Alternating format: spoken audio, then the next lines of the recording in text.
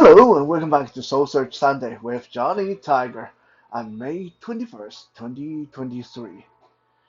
It is amazing how quickly May seems to be slipping past, and we got one more week to go, and then we'll be into June and on with the summer.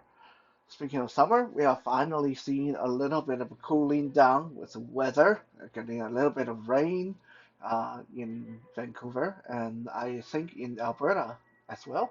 That's good. Maybe this will help put out or dampen some of that wildfire that we've been hearing so much about.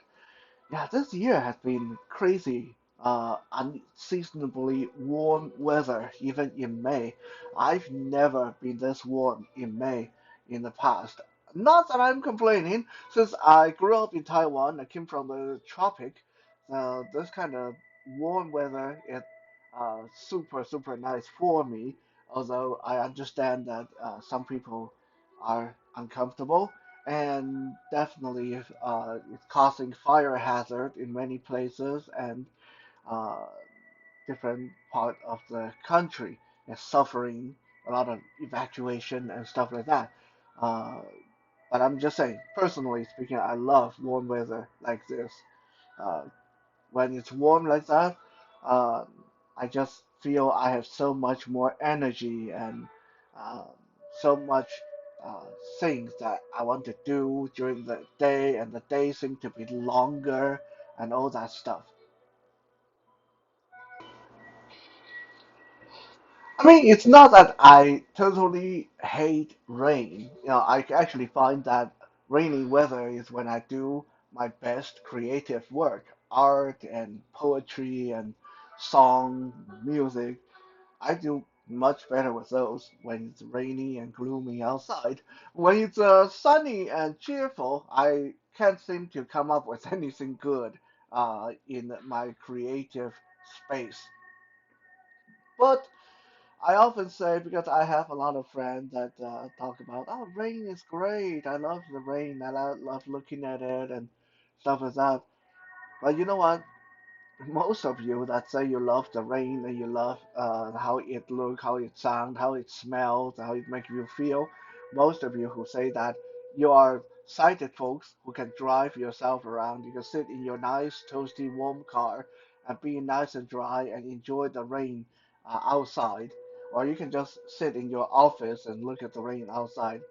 If you were blind and you have to take the bus and wait for an hour in the rain, then I imagine that your love for it may be changed a little bit.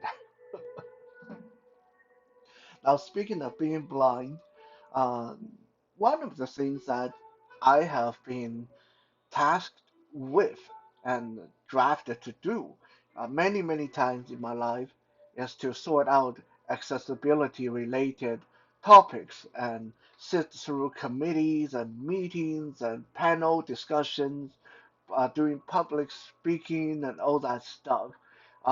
Make hotels accessible, make movies accessible, make events accessible. And just recently, I just finished my residency with the Vancouver Grant Gallery with regarding to accessible art, how to make art galleries accessible to blind people.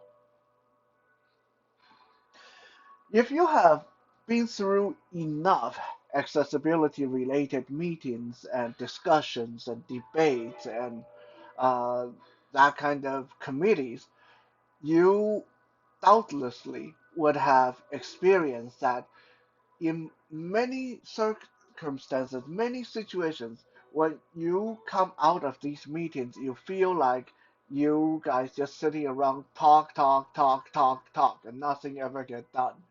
And one of the reasons is accessibility is often a multifaceted situation. But many of us, depending on what our particular disability is, we tend to try to uh, develop a bit of a very narrow focus on the issue.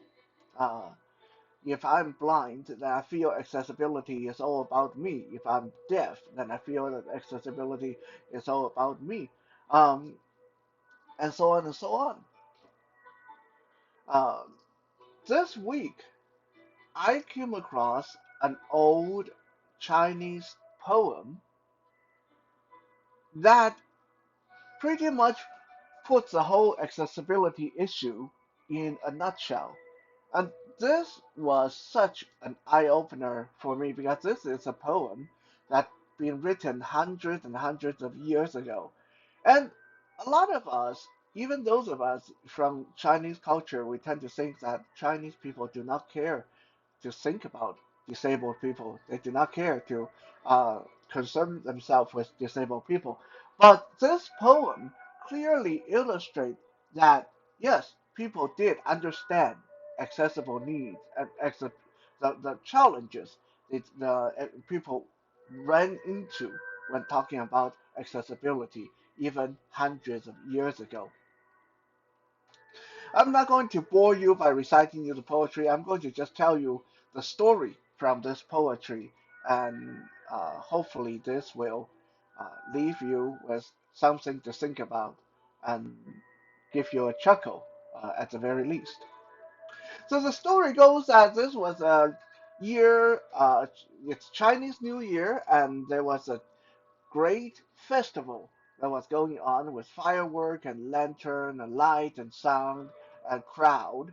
And three friends decided to go visit the New Year's festival and to enjoy themselves.